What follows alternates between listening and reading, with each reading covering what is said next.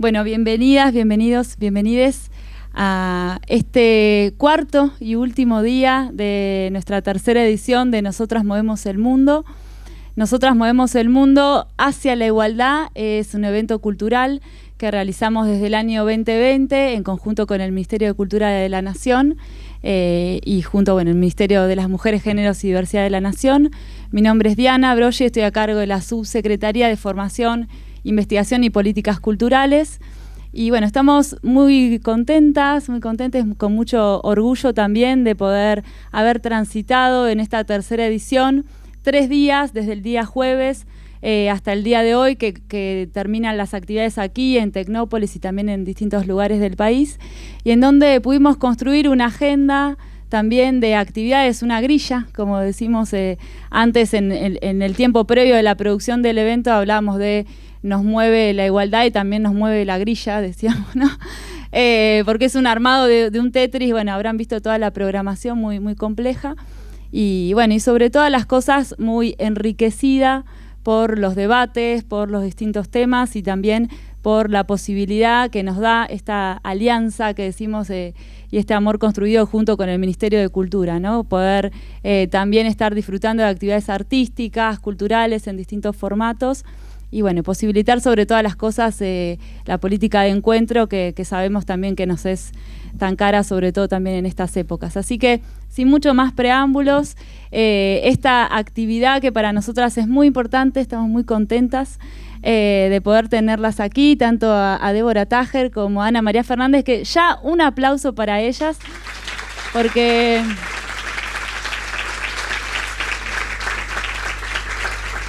y también esto, y agradecer también la presencia del público, porque sabemos que también son días bueno, de mucha intensidad de actividades y demás, y que a veces estamos como volviendo a la presencialidad de a poco, ¿no? Y eso también implica un esfuerzo, así que para nosotros que esté tan concurrida la sala también es algo muy gratificante, y también estamos haciendo un registro porque sabemos que hay mucha gente que por distintas razones no pudo venir, y bueno, y también tener la posibilidad de poder volver al material, ¿no? Consultarlo, bueno, disfrutarlo también. Esta actividad la pensamos con un título general, nos quedó lo de cuidados, porque en su momento era algo que Débora en uno de los consejos asesores de nuestro ministerio había comentado, y después en el armado quedó así el título, pero lo habíamos pensado, bueno, salud mental en clave de género y diversidad. Probablemente el tema cuidados aparezca y demás, porque también es un tema de agenda muy importante y muy central en lo que hace la política de nuestro ministerio. Y bueno, voy a presentarlas un poquito más en clave de sus bios. Bueno, Débora Tájer aquí es profesora a cargo de la Cátedra de Introducción de Estudios de Género, Salud Pública y Salud Mental 2 de la Facultad de Psicología de la UBA. Es psicoanalista, es docente de estos y otros ámbitos también investigadora y doctora en Psicología de la UBA y Salud en Flaxo y también en sedes. Y también es integrante del Consejo Asesor de nuestro ministerio. Ana María Fernández es doctora en Psicología, es psicoanalista, analista institucional, profesora titular, plenaria consulta de la UBA, investigadora, y también integra el Consejo Asesor de nuestro Ministerio de Géneros y Diversidad de la Nación y también del Ministerio de las Mujeres y Géneros y Diversidad Sexual de la Provincia de Buenos Aires. Así que, bueno, sin mucho más, les doy la palabra a ellas. Hemos pensado una conversación entre ambas, así que, bueno, muchísimas gracias y las escuchamos. Bueno, hola. Hola, ¿me escuchan con el micrófono? Ah, ok. Bueno, es muy fuerte. Yo creo que hace 2 años y medio, más o menos, que no estoy en público hablando. Es muy fuerte, gente. Y es muy lindo verse, muy lindo olerse, ¿no? Sentirse. Y bueno, con Ana María Fernández, o sea, en muy buena compañía y en compañía de todos ustedes. Voy a hablar un poquito, vamos a conversar, pero conversamos para que cada una diga cosas que quiere decir. Y después vamos a intercambiar un poquito y con ustedes también. En principio, Diana nos mandó algunos ejes que voy a retomar porque me parecen importantes. Uno de los ejes es que hablemos un poco de salud mental antes y después de la pandemia, qué pasa con la gente, pero también qué pasa con el auge de la salud mental, ¿no? Y si puede ser una ventana de oportunidad para decir cosas que son importantes de decir. Entonces, en principio digo algo muy sencillo, que cuando hablamos de salud mental hablamos de sufrimiento psíquico, ¿no? No necesariamente de patología, ¿sí? Es decir, lo que nos hace sufrir por diferentes razones y que hay que darle un alojamiento. Y también hablamos de la dimensión subjetiva de la salud en general, ¿sí? Y yo creo que durante la pandemia que todavía estamos cursando, ¿no? Pero digamos en el momento más duro, en el momento del aislamiento, del confinamiento más duro, la salud mental tuvo un auge por buenas y malas razones. Buenas razones porque se empezó a ver el impacto en las subjetividades de la medida que había que tomar y también de la catástrofe. Es una catástrofe mundial. Pero también por malas razones, porque se quiso hacer ver que el gran problema era el efecto de las medidas y no la necesidad de tomar medidas. Es decir, hemos padecido, en términos subjetivos, hemos tenido y seguimos teniendo sufrimiento psíquico, porque son los efectos secundarios de una medida que era necesario tomar. Porque nuestra vida, y la vida colectiva, nuestra vida biológica, estaba en alto riesgo. Entonces había que tomar una medida, que era el aislarse, hasta que tuvimos vacunas, hasta que pudimos hacer otras cosas. Y esto evidentemente tiene un impacto, porque suspende la vida cotidiana, suspende los vínculos, suspende la circulación, y esto genera malestar. Pero, digamos, se usó el sufrimiento psíquico para criticar las medidas de cuidado, que fueron necesarias.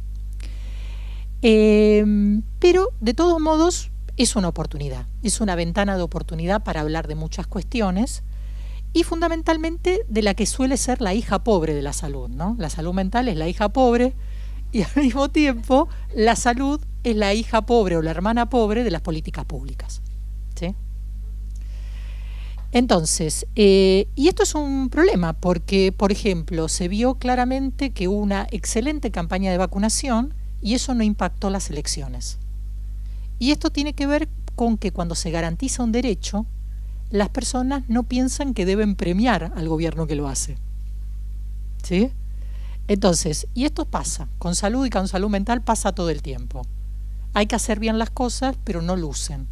O sea, nadie piensa que vive porque se lo cuidó. Bien. Entonces, ¿qué pasa con el impacto de género, ¿no? ¿Qué pasó con las relaciones de género y cómo nos impactó diferencialmente en términos generales y en términos subjetivos? En principio lo que diría es que entramos a la pandemia como éramos. La sociedad tal cual era, con una no redistribución de las tareas de cuidado. Entonces, con las tareas de cuidado, tanto profesionales como domésticos y comunitarios, a cargo de las mujeres y de las feminidades, y también de las diversidades, ¿no? Como hemos hablado varias veces en el Consejo Asesor. Y entonces, en el primer tiempo, uno de los grupos que más impacto de padecimiento y de malestar psíquico tuvo fueron las mujeres con hijos y con trabajo, ¿sí? Estas que se quedaron en las casas haciendo teletrabajo, asistiendo a las niñeces para que puedan hacer teleescuela,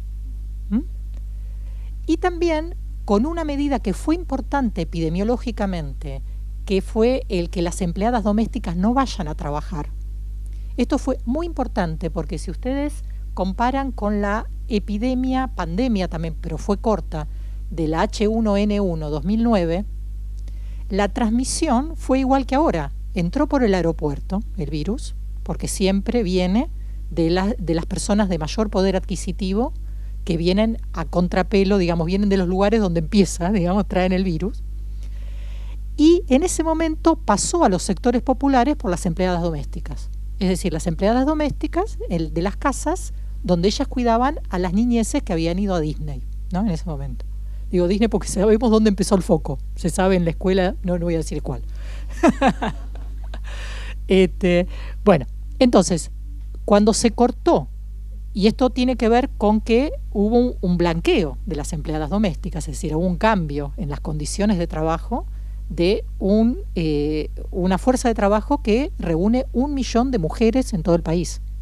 Una fuerza de trabajo muy importante, con un nivel de protección, por supuesto no toda la que quisiéramos, pero pudieron quedarse en sus casas y se evitó en un primer momento el traslado rápido a los sectores populares, que eran los que le iban a pasar peor, por diferentes razones que no voy a ahondar ahora.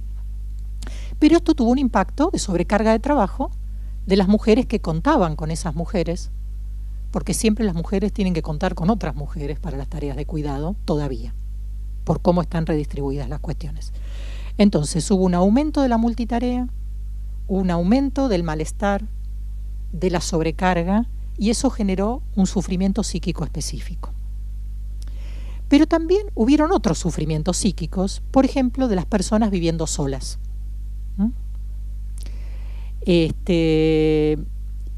de las personas jóvenes viviendo solas, porque se fueron a vivir solas, porque podían estar en lo público y estar con los demás y circular. No había un proyecto de estar 3, 4 meses, 5 meses sin contacto con otras personas. Y por otro lado, las personas grandes, ¿no? Que viven solas, que es casi un eufemismo de decir las mujeres grandes, ¿no? Porque hay una feminización de las edades mayores. Y al mismo tiempo, al quebrarse los cuidados intergeneracionales, esto se multiplicó. Entonces,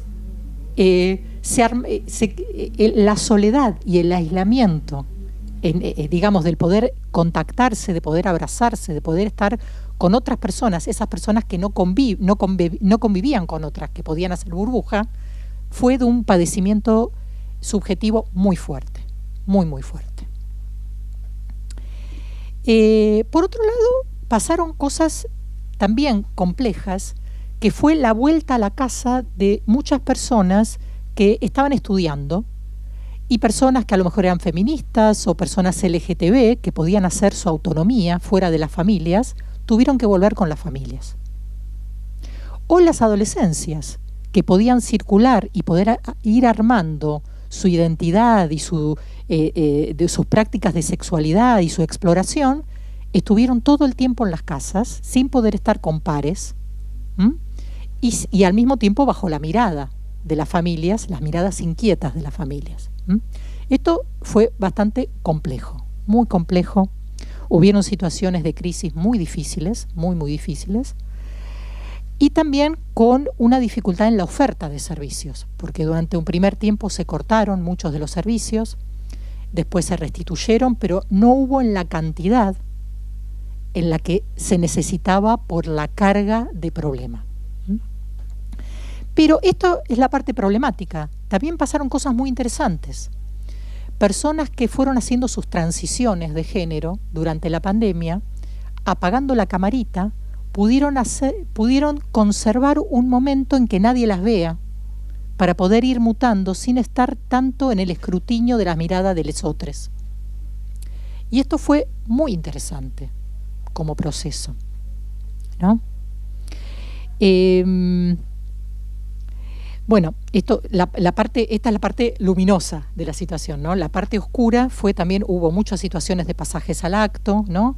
Y uno de los problemas es que hubo mucha medicalización de este malestar. De hecho, en un trabajo que hicimos el año pasado con unos gabinetes de una escuela que tiene los 3 niveles, nos contaban que cuando volvieron el año pasado a la presencialidad, tenían muchísima más adolescencia medicada que previo a la pandemia. Después podemos discutir si había que medicar o no, pero la respuesta fue una medicalización muy grande de los malestares psíquicos, yo diría normales, o sea, reactivos a la situación, pero que evidentemente genera un costo específico. Y vuelvo a decir que la oferta de salud mental estuvo estallada, ¿no? Entonces, esta es una oportunidad para, digamos, que le demos vuelo a la hermana menor, digamos, ¿no? O sea, a la altura de lo que necesitamos, porque la necesidad es muy grande, es muy grande. Bien. Voy a hacer una breve mirada sobre el tema cuidados. El tema de los cuidados, ya dije cómo es la distribución desigual. Cuando hablamos en salud hablamos de cuidados profesionales y hablamos de cuidados domésticos y comunitarios. Los cuidados, las profesiones nuestras son profesiones de cuidado. También están altamente feminizadas, ¿sí? Precisamente por la producción de subjetividad, digamos. Digamos, todavía sigue siendo la producción de subjetividad femenina para los cuidados y la no subjetivación de los varones para los cuidados, ¿no? Y este es un tema muy complejo porque, digamos, quienes trabajan estos temas lo que dicen es que las mujeres en etapa reproductiva, productiva, son las que más cuidan y menos son cuidadas. Y también las personas, las mujeres mayores que necesitan cuidados siguen cuidando, ¿no? Se sigue pensando que tienen que cuidar. Y acá hay un tema complejo que también estalló durante la pandemia, que es el tema de los consumos problemáticos. Y también se puso en cuestión la ley de salud mental. Y acá hay una cuestión que yo quiero articular con perspectiva de género, que me parece importante. Por supuesto que estoy a favor de la ley de salud mental, pero me parece que le tenemos que poner perspectiva de género y de cuidados. Y en ese sentido entender que ustedes saben que se puede amparar o se puede internar, que no siempre hay que internar, sino que hay poca oferta ambulatoria, por eso muchas veces se interna porque se requiere la asistencia cuando ya es grave, ¿no? La situación es grave porque, bueno, todo lo anterior hay poca oferta. También hemos visto que hay menos oferta para mujeres y diversidades que para masculinidades, porque hay como una representación de que los consumos problemáticos son de varones. Esto es muy fuerte. Y en este sentido no voy a hablar de la inequidad en la atención, no me voy a meter en eso, pero quiero, si después quieren podemos intercambiar sobre ese tema, pero sí quiero plantear algo que me planteó una madre del Paco cuando fue el tema de Chano. ¿Se acuerdan?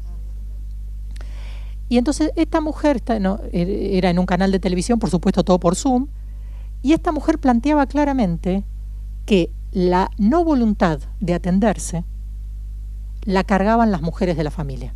Es decir, las madres son las que cargaban con los cuidados de aquella persona que por derecho ciudadano, que es correcto, no tiene voluntad de asistirse o ingresar a una institución con más complejidad. Entonces, ahí hay un derecho en tensión. Los cuidados y las violencias que recibe por cuidar. Y las violencias que reciben por cuidar, y el riesgo que tienen por cuidar. Entonces, en este sentido, y ahí ya va lo que planteaba Diana en la reunión de Consejo Asesor, yo planteé esta situación. Se está diseñando una política interministerial de cuidados. Hay que incorporar estos temas, porque si no, va a haber mucha parte de la población que va a decir que no es la ley que quieren seguir teniendo, que hay que cambiar la ley de salud mental. Y no es un problema de la ley, sino que es un problema de la necesidad de dispositivos de cuidados no familiares o no solo familiares, de todo lo que tiene que ver con el padecimiento mental y también con los consumos problemáticos que la ley contempla, ¿sí? Entonces ahí tenemos un problema de tensión que me parece que con perspectiva de género hay que colocar. Bueno, yo terminaría aquí con mi exposición y le cedo la palabra a la maestra Ana María Fernández.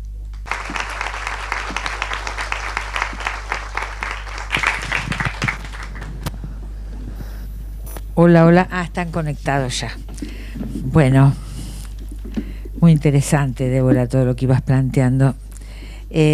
Muchas gracias por estar acá. Muchas gracias por la invitación de participar en este panel, en una actividad que tiene como título nada más ni nada menos que Nosotras movemos el mundo.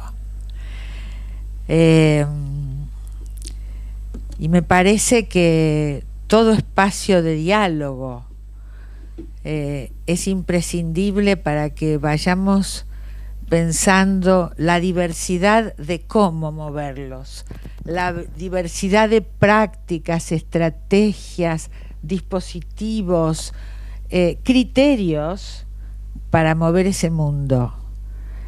Entre más querramos homogeneizar miradas, menos lo vamos a mover.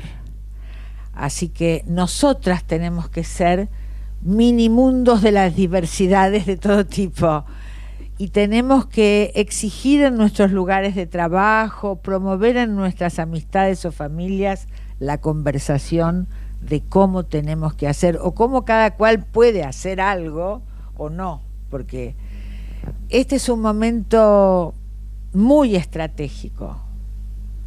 Es un momento muy estratégico, crea condiciones para avanzar, pero también para un enorme retroceso si no lo sabemos hacer. O enormes retrocesos. Hay cosas de las que ninguna de nosotros va a retroceder en lo personal, de la conciencia que adquirió de cómo tiene que modificar cosas de su mundo.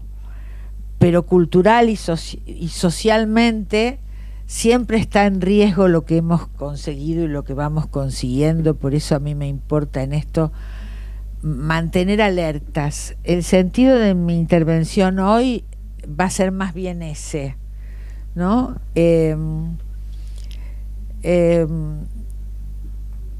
entonces voy diciendo, miren qué interesante cómo Débora, para hablar de lo que quería hablar, tuvo como uno de sus ejes mostrar diversidad y no uniformidad, ¿no? Qué diferente eran los riesgos de un sector más rico o más pobre, diferencias de clase, qué diferencian los sectores de varones y de mujeres en los cuidades, cuidades. El fallido ya viene con inclusivo, está bueno. Porque a mí me cuesta un montón el inclusivo. Así que el inconsciente feminista, está bien. No, bueno, porque a mi edad no es tan fácil, ¿no? Montarse arriba de la ola y decir, cambiamos. Pero bueno, igual hemos hecho un montón, así que no me quejo. Pero ¿a dónde voy? Ella ahí hace una diferencia de género. Cómo cuidan o no cuidan los varones, las mujeres, bueno, y así podríamos tener una enorme cantidad de diferenciaciones. Y tenemos que acostumbrarnos a pensar desde lo que Bourdieu llamaba la distinción. Tenemos que distinguir unos hemisferios de otros y pensar todo lo geopolítico que se está moviendo en cada una de nuestras situaciones. Las vacunas, la geopolítica de las vacunas mostró la verdad de la geopolítica del mundo, ¿no? Acá sería, Roland Barthes decía respecto del discurso amoroso, después de la palabra ninguna inocencia, acá habría que decir después de una vacuna ninguna inocencia, ¿no? Porque fue muy impresionante, muy a cara descubierta. Esto es lo que yo llamaría la obscenidad de la pandemia, ¿no? Mostró más de lo que podemos tolerar ver. Porque un desnudo en una situación erótica no es obsceno. Ahora, si me muestran un desnudo en una situación donde yo no estoy predispuesta para eso, es obsceno. ¿Por qué? Porque muestra más de lo que estoy dispuesta a ver en ese momento. Entonces, la pandemia más la ferocidad de la grieta armó obscenidades muy grandes. Pero aún sin grieta ha mostrado, ¿qué puedo decir cuando digo geopolítica? Las desigualaciones entre países. Bueno, podría ponerme un poco más específica o más hablar en general, pero esta cuestión pasa por una cuestión de método también, que es, tengo que frente a cada problema que hacer distinciones. ¿Y por dónde pasan las distinciones para los feminismos, en mi opinión? Por tener todo el tiempo en la cabeza lo que ya hace unos cuantos años, más de 10, llamé ese paquete enredado de relaciones de poder.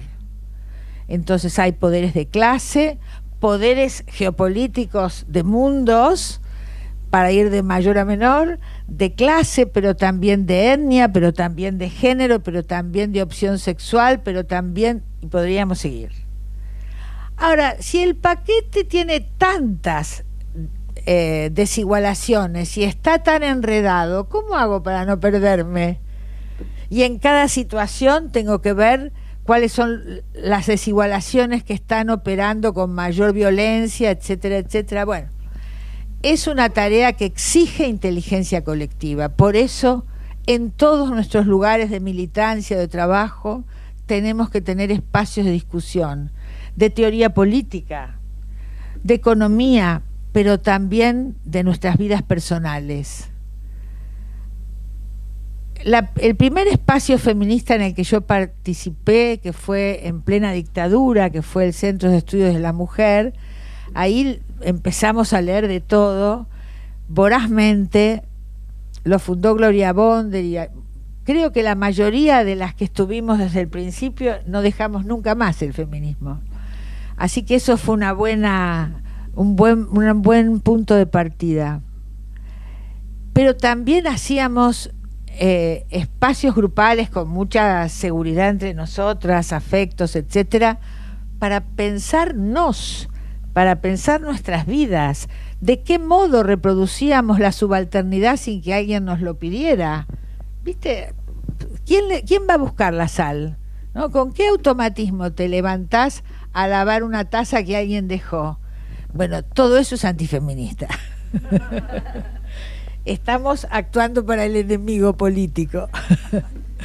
Aunque ese enemigo sea un hijo o una hija, o uno mismo que dejó la taza, igual no puede esperar hasta el día siguiente porque nada puede estar sucio ahí.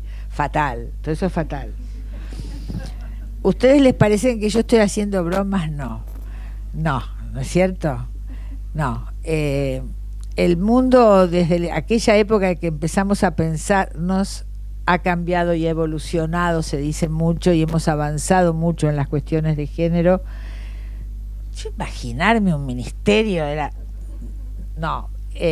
la multitud por el pañuelo verde, impensada.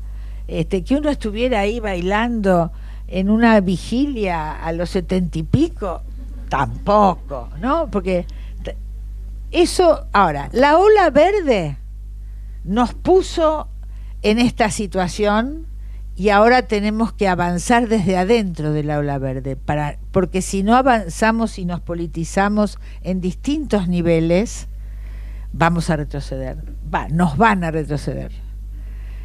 Y ahí me parece que tenemos que modificar algunas concepciones, revisar algunas palabras, algunos términos, algunas nociones que decimos casi en automático, porque según como caractericemos la complejidad de esta etapa, así podremos acertar más o menos en lo que hay que hacer. Y yo hoy venía con dos temas que me tienen hace 2 o 3 días muy impactada, que aparentemente no tienen nada que ver, ¿no? Uno es esa guerra de Ucrania que, por más que uno se lea todas las noticias, parece absurda, es de un riesgo enorme, no hay nadie bueno, son malos contra malos. Bueno, me conmueve la defensa civil que está organizando el pueblo de Ucrania, ¿no? Con esas molotov en cantidad que están haciendo. Las molotov son un instrumento fue una perla de los movimientos insurreccionales del siglo XX, así que como yo pertenezco a ese siglo, les tengo cierta simpatía. Pero después, lo digo en serio, pero después está todo como horrible, ¿no? Y entonces, algo que va a traer tanta muerte, aunque sea lejos, innecesaria, a mí algo me tiembla dentro. Es más que temor, es como enojo, ¿no? Hay algo que qué mal está eso, como si uno dijera tipo maestra Ciruela. Y la otra cuestión que hace unos días me tiene muy impactada ha sido esta violación en grupo de esta chica a pocas cuadras de mi casa en la Placita Serrano. Y ustedes dirán, ¿pero qué tienen en común esas dos cosas? ¿Pertenecen a mundos y áreas de preocupación y de acción totalmente diferentes? Sí. Sin embargo, tienen algo en común, que son posibles porque están adentro en esta actualidad feroz que vivimos de dispositivos biopolíticos de la crueldad. Son crueldades que no imaginábamos. Quienes trabajamos en violencias por razones de género hace añares, pensábamos que nada nos iba a sorprender, pero en los últimos años empieza a haber un tipo de ferocidad cruel que no tiene, como diría Ulloa, tercero de apelación, y no se instituye, y el Estado debería hacerlo pero no llega, y las amigas no alcanzaron, y bueno, y ese pueblo ucraniano, ¿qué tercero de apelación tiene? La OTAN, las Naciones Unidas, todo papel maché, ¿no? Que Putin es un personaje tan siniestro que no hay cómo negociar con él. No sé, no me voy a meter en esas cosas porque no entiendo, pero de lo que sí entiendo es cómo lo que está instituido como garante para que esas cosas no pasen a la niña de la Placita Serrano y a ese pueblo de Ucrania, todo falla. Y entonces ahí tenemos que pensar un poco en la crueldad como dispositivo biopolítico y cómo pensamos la crueldad en las violencias por razones de género. ¿Y qué hacemos frente a eso? Y además, ¿por qué se producen, no? Entonces me parece que en ese paquete enredado de relaciones de poder, de desigualación, tenemos que pensar cómo caracterizamos a las violencias por razones de género. En primer lugar, yo necesito decir que son violencias políticas. Son violencias políticas que vienen con mucho tiempo de historia y entonces parecen estructurales, pero son violencias políticas, sociales, históricas, y que tenemos que ver por qué son políticas. Son políticas, y entonces ¿con qué se emparentan? Son políticas porque las personas violentadas sufren procesos de apropiación, como el esclavo es apropiado de su fuerza de trabajo, como ya hablaron Hegel y luego Marx, como luego habló Fanon. En cualquiera de las secuencias que se ha pensado la dominación, la explotación, la sujeción, entonces allí hay quiero decir que hay una doble apropiación. El que violenta se apropia de lo que esa otra persona no violentada podría producir en su vida pública, en su vida privada, en su proyecto personal, llegando a ganar muy bien o a esferas de reconocimiento, y no aterrada y pensando que no vale nada y que merece los golpes. También ese arrasamiento psíquico le impide una maternidad apropiada porque está arrasada y no siempre atina a cuidar o cómo cuidar bien, y es apropiada también de sus bienes eróticos. Son mujeres dominadas a través del sexo. Y muchas veces cuando se preguntan por qué vuelven, porque esos hombres han encontrado el modo de que esa sexualidad de ella sea espléndida. Y esto es difícil de dejar. Entonces, no es el Estado el que tiene que comprender esto tan privado, pero sí las compañeras, pero sí, escucha, por eso la importancia de grupos de pares, porque esa compañera que pasó por ahí sabe por qué ella vuelve. En cambio, la psicóloga de trajecito, como digo yo que somos psicólogas, bueno, ahora no se usan los trajecitos, psicólogas de trajecito, o de estas cosas, ponemos cara, cómo volvió con todo lo que me costó sacarla de ahí. Bueno, es así la vida. Entonces, hay algo en estas apropiaciones, doble apropiaciones de sus productos, que sería todo esto y mucho más, y de su potencia.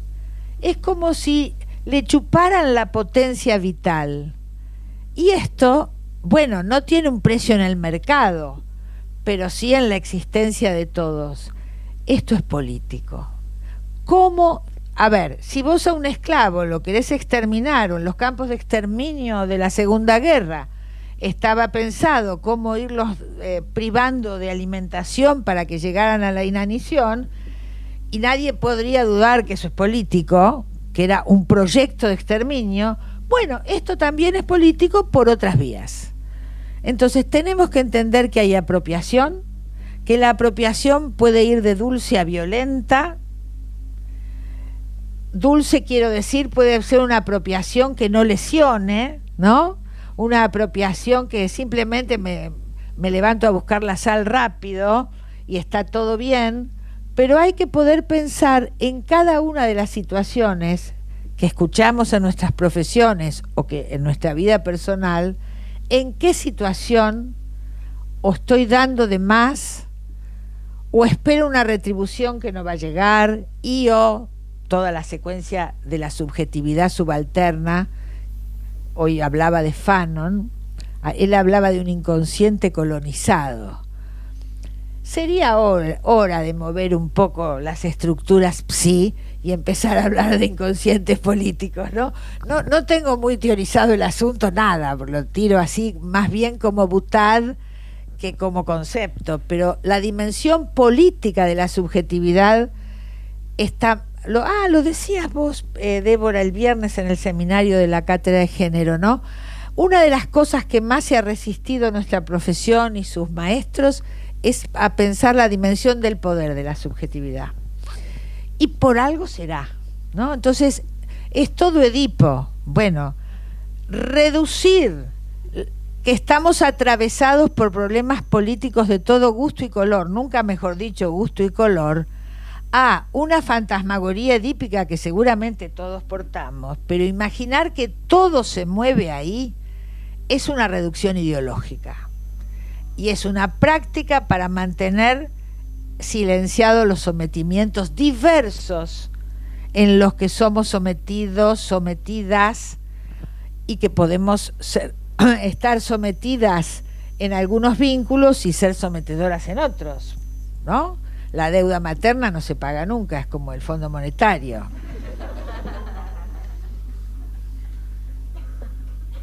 Y ahora que ya tengo hijos grandes, les diría, y está bien que crean que es impagable. Un poquito está bien. Conflicto de intereses. Conflicto de intereses.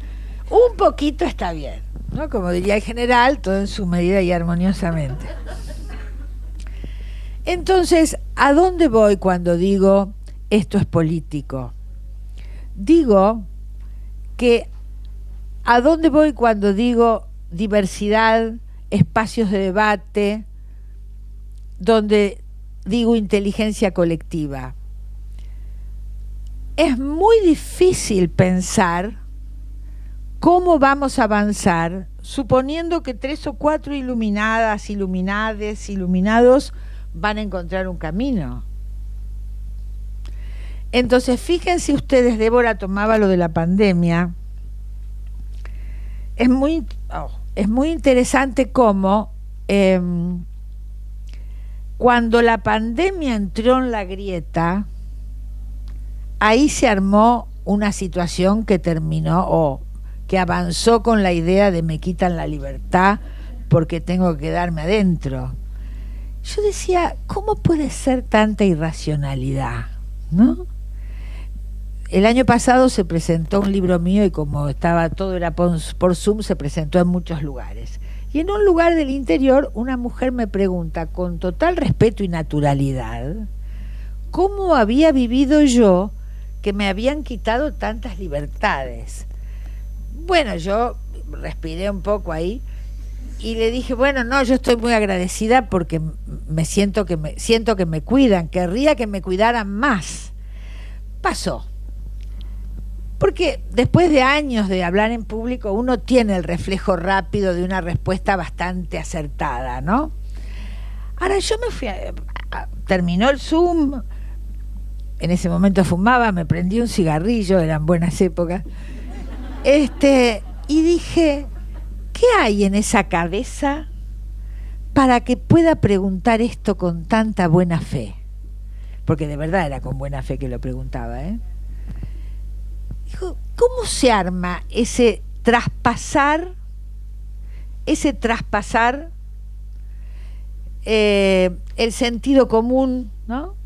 Gramsci, un marxista italiano que fue parte de los libros de cabecera en mi formación cuando era muy jovencita, hablaba de la astucia de la hegemonía. ¿Y qué es la astucia de la hegemonía? Es hacer creer a la población general que tus intereses de clase son el bien común. Y así, quienes hemos militado más o menos en la política, o en lo político, mejor dicho, la política es la de los partidos, que eso nunca me gustó mucho, de lo político, entendíamos eso muy claramente en la lucha de clases, que era lo que pensábamos en esa época. También en las oposiciones de género lo vemos, ni hablar en las cuestiones étnicas, ni hablar en la heteronormatividad. Bien, como que es un concepto que si uno avanza por el paquete enredado, en cualquiera de esas enemistades históricas lo puede encontrar funcionando. Pero acá no eran los intereses del sector, digamos, por ejemplo, los medios hegemónicos que divulgaron mucho. Acá ella estaba convencida, se podía morir sin barbijo yendo a los lugares que había que ir con... Digo, y eso si lo miramos con algo que es un fenómeno, y con esto vuelvo a la idea que les decía de por qué se me juntaban Ucrania y la joven de Palermo, porque eso fue agregado a odios, a modos violentos de expresar la disidencia que yo nunca había visto. Y eso es parte de los dispositivos biopolíticos o necropolíticos, de los dispositivos biopolíticos. Entonces la crueldad es un problema político.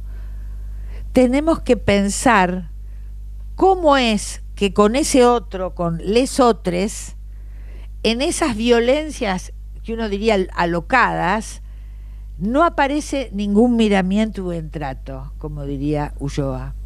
Y entonces ferocidad y velocidad ya no es la mujer que 20 años aguantó 20 o 30 años de golpes y en un mal golpe muere, sino que a los 2 meses de noviazgo la liquida. Ferocidad y velocidad cambian el paradigma de lo que tenemos que pensar como políticas de Estado. Porque es de otro modo. No es que no tiene que ver con aquella violencia donde se pensaron la no sé cuánto, me sale peridural siempre, perimetral, bueno, todo eso. Esa comisaría que dicen, bueno, venga otro día, todo eso fue pensado en una época que había tiempo.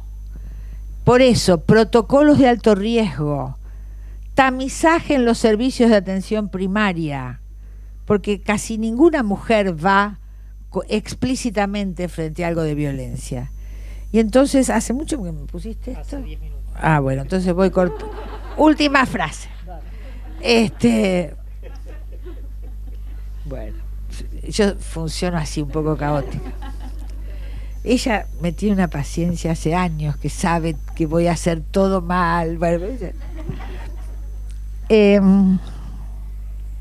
entonces, lo que digo es, cuando pensamos las políticas de cuidado, que es un nombre para mí nuevo, yo conocía más términos como trabajo invisible no remunerado, que acuñó Isabel Larguía, me parece más político ese término, pero si vamos a hablar de cuidados, hablo de cuidados, pero a condición de que no olvidemos cómo van las grillas políticas marcando todo eso. Porque la amorosidad o la pensamos políticamente a lo Derrida, o somos unas besuqueras amigas que no vamos a cambiar ningún mundo por más que nos querramos mucho. Tenemos que querernos mucho, cuidarnos mucho, pensar mucho. Es mucho lo que hay que pensar en situación. ¿Cómo resuelvo en mi lugar de trabajo tal cuestión? ¿Cómo diablos voy a hablar con mi hija o mi hijo de tal problema? La familia está atravesada por relaciones de poder y por lo tanto siempre es político lo que tenemos que hacer y decir. La espontaneidad es un lujo que no nos podemos dar.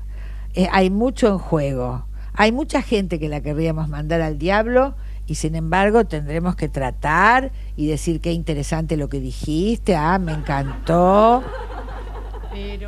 Pero yo estaba pensando que, ¿no? Y cuando en realidad lo que querés es esta mina otra vez con esas tonterías, no podemos. Son lujos que no podemos porque somos poblaciones subalternas, que tenemos que ganar espacios de poder. Y en ese sentido entonces es que quería introducir esto que parecía tan lejano entre Ucrania y la chica de Palermo, en relación a que inauguremos, avancemos quienes ya lo piensan, y profundicemos esta idea de que en el marco de los feminismos ser feminista solo no nos alcanza. Tengo que entender que el patriarcado es tan eficaz en la larga duración porque tiene una alianza histórica con el capitalismo colonial y el Estado ha sido el albaceas de esa alianza. En un momento donde tenemos la posibilidad de intervenir desde algún sector del Estado, tenemos que pensar que mientras tengamos tiempo hay que inventar lógicas estatales que vayan por la inclusión, porque todas las que están naturalizadas van para la desigualación. Muchísimas gracias.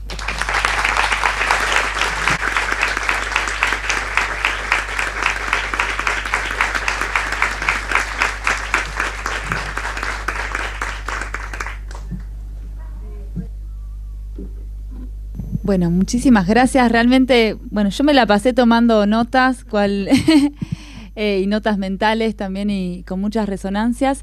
Tenemos unos minutos para algunos comentarios, preguntas, resonancias. Si quisieran. Tiene que ser sin el micrófono porque no los podemos circular, pero igual se va a escuchar. Débora, Sí. que si se escucha mal nosotras reproducíamos Exacto. la pregunta, pero háganla en voz alta, alto y fuerte.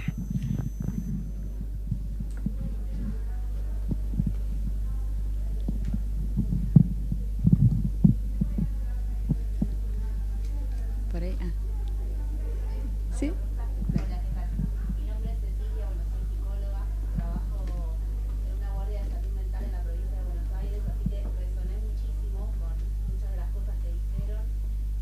Éramos uno de los dispositivos que ofrecía asistencia en un momento donde no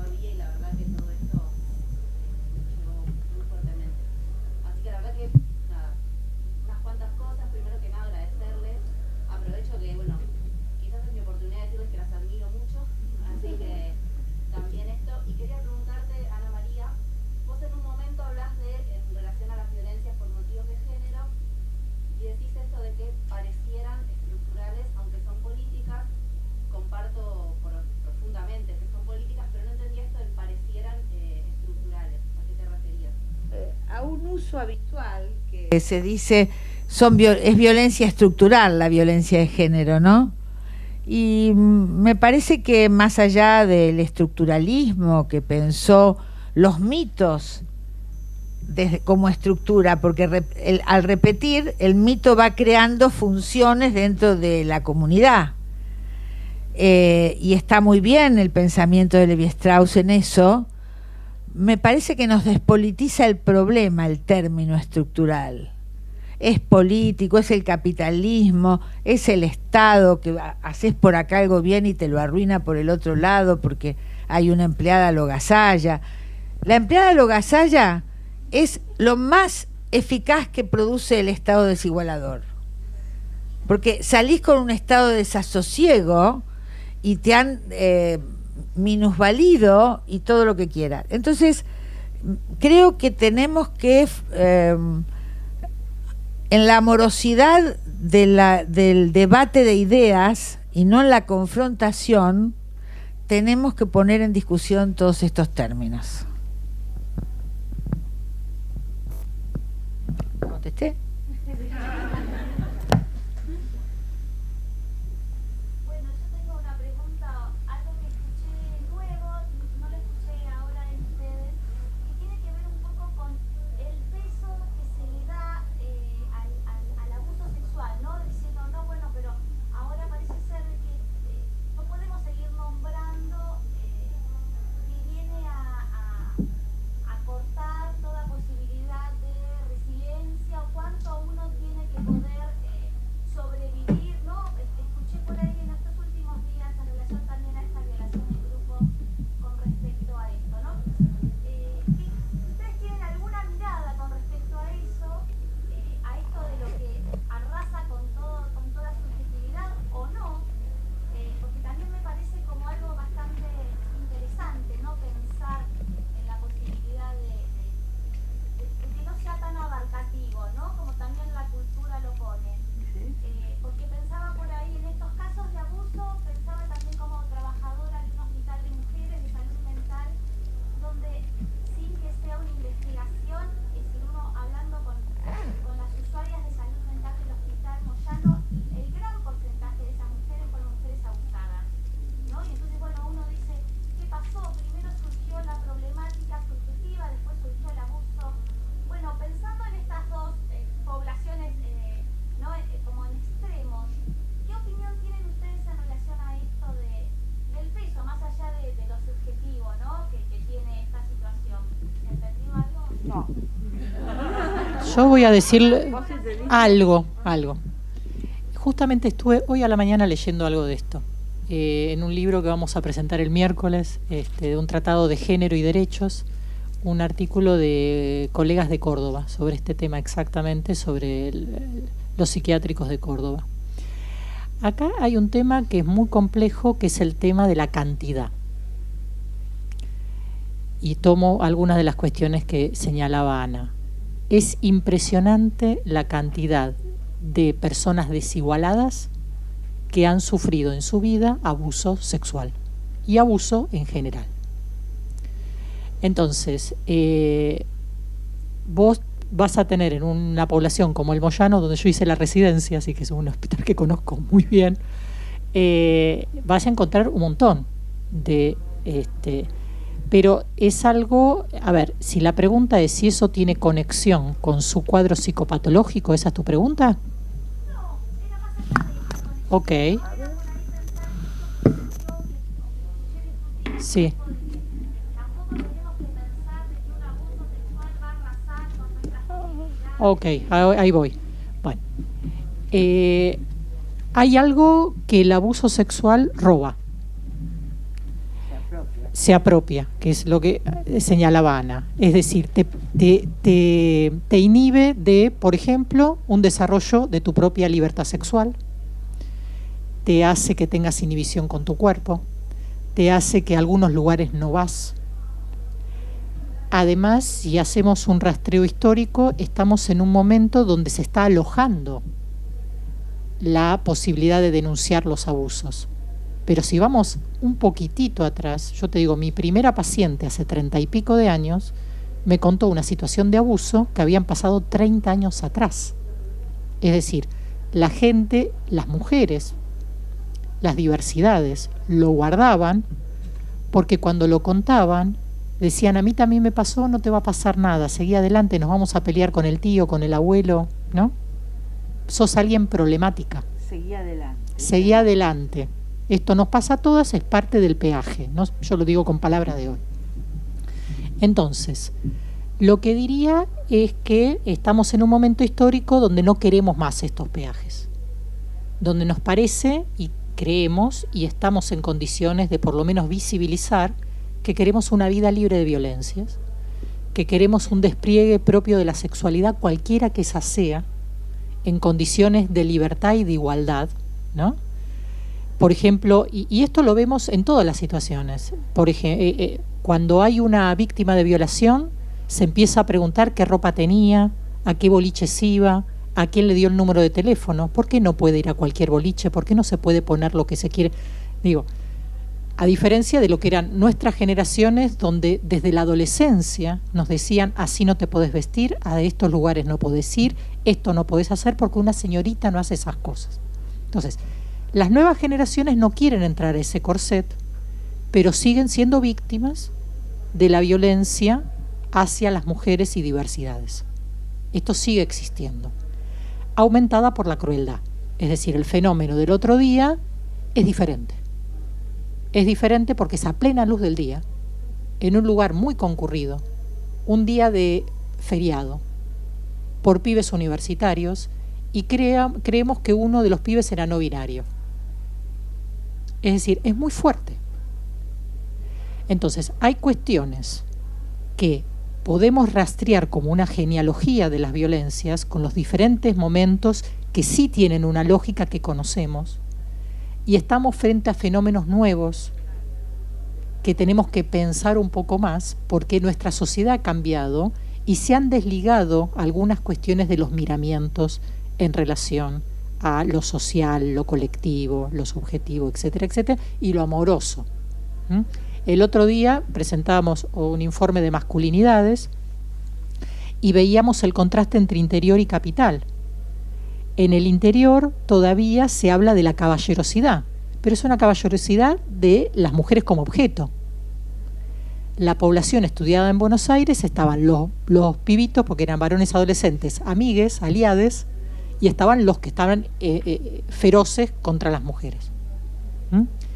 Pero lo que veíamos ahí es que, desmontado el miramiento patriarcal de la caballerosidad, no se reconstruyó todavía una nueva ética de relación entre semejantes, entre los géneros, que ponga amorosidad y miramiento de cuidado hacia la otra persona, que no sea en tanto objeto preciado como es la caballerosidad. ¿Sí? Entonces, tenemos varias líneas de sentido. O sea, un poco lo que Ana traía a partir de lo que yo decía y después ella fue diciendo, es que no se puede entender lo complejo de manera simple. No se puede entender todos los fenómenos con la misma fórmula. Porque en cada situación, que no es lo mismo que el uno por uno despolitizado, no estoy hablando de eso, sino que es el uno por uno situacional, ¿sí? Viendo las coordenadas específicas de cada situación, viendo lo nuevo donde hay nuevo, lo interseccional, en el fenómeno que vos traías, ¿no? Mujer loca, pobre, encerrada, ¿no? Y muchas más, ¿no? Entonces, me parece que tenemos que acostumbrar a pensar de esa manera, fundamentalmente para algo que vos señalaste muy bien, para saber actuar en concordancia con lo que la situación amerita. Mi nombre es Pamela, soy profesora. Primero es un placer escucharlas. Debo confesar, con un poquito de vergüenza, que no las conocía. Debo confesar. Pero bueno, el feminismo a veces se nos presenta a algunas hace pocos años y estamos como esponja tratando, ¿no? Queremos tener todos los conocimientos ya. No es una pregunta, lo que quiero destacar es que en plena pandemia, para aquellas que estamos a cargo de niñez, fue muy importante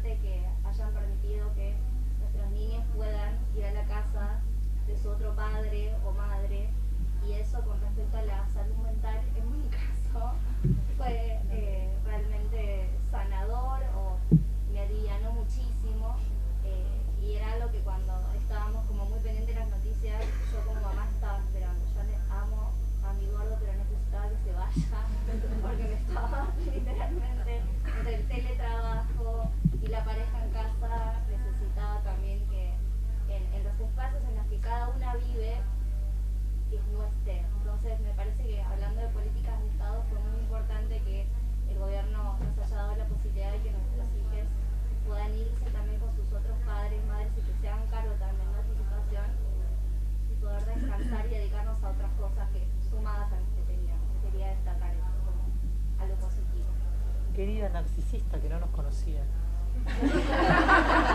Bueno, yo quiero vos sos la presidenta del fan club. Hay gente que somos fans. Pero yo creo que tiene que ver también. Yo creo que tiene que ver también con que las que hacemos salud mental en el feminismo también somos la hermana pobre. ¿No? Bueno, a mí me dicen, pero ¿cómo? No voy a dar nombres. Ustedes saben qué nombres son. Tal y tal, antropóloga, filósofa, ¿viste? No te van a atender. Si vos tenés un problema de salud mental, no te van a atender. Porque tal dice tal y tal cosa. Fantástico, pero los problemas que tiene son otros. ¿Sí? Entonces, bueno, qué bueno que nos conozcamos. No, yo también. Yo lo entiendo y me encanta lo que decís. Y me encanta que nos conozcamos. A la salud mental como parte integral. Me parece que es un poco la pandemia cambió. Gracias. Una cosa que venía pensando, y este diálogo cariñoso e informal, pero muy meduloso, me habilita a retomar.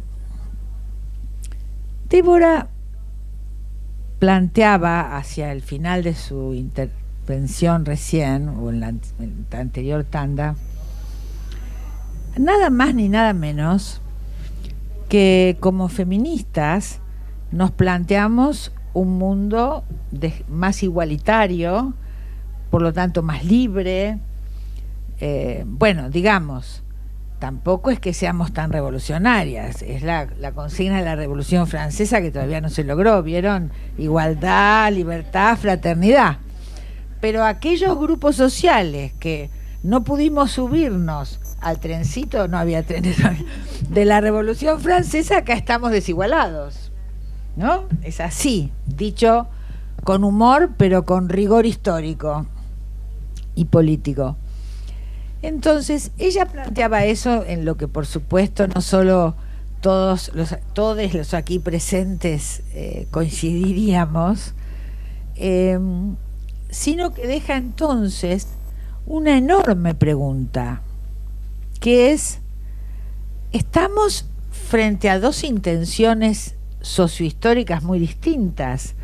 Esta idea de ampliar las amorosidades, las libertades, las convivencias, que sin duda es un proyecto de amorosidad política, social, económica, personal, etcétera,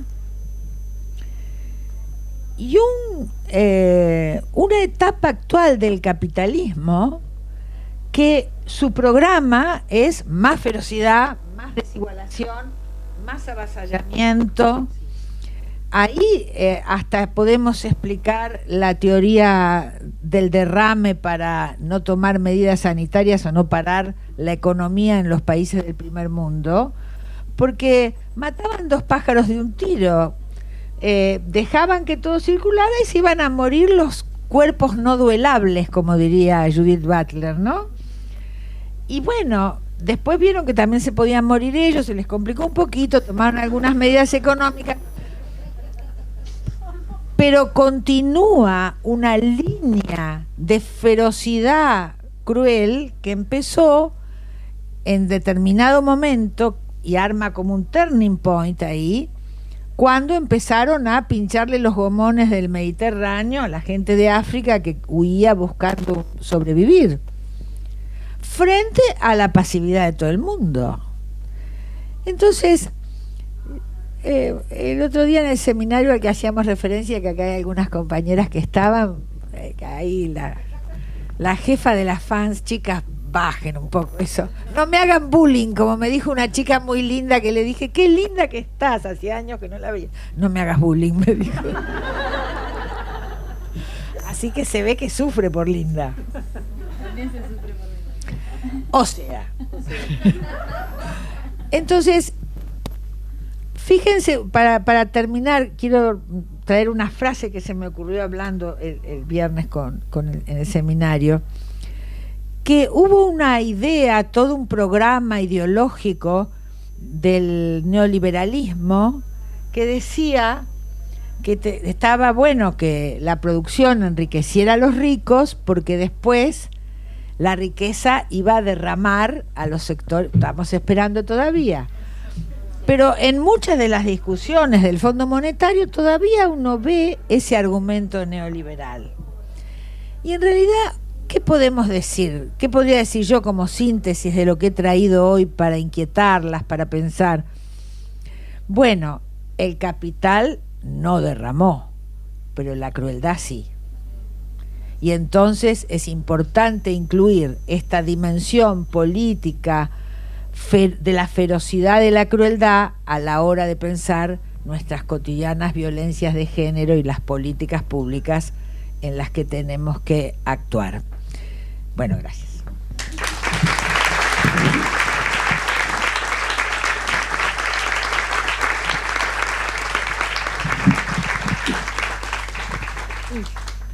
Bueno, muchísimas gracias. Creo que el aplauso es contundente y abrazador también. Gracias a las dos, también las admiro, las amo mucho. No sé si hay un club de fan también. Y las quiero mucho, son muy generosas, muy claras y aportan mucho. Creo que bueno, nos quedamos también muchas resonando fuerte, pensando fuerte como nos gusta a las feministas en esta clave tan política para seguir moviendo el mundo, transformarlo hacia la igualdad. Así que muchas gracias y gracias a todos también.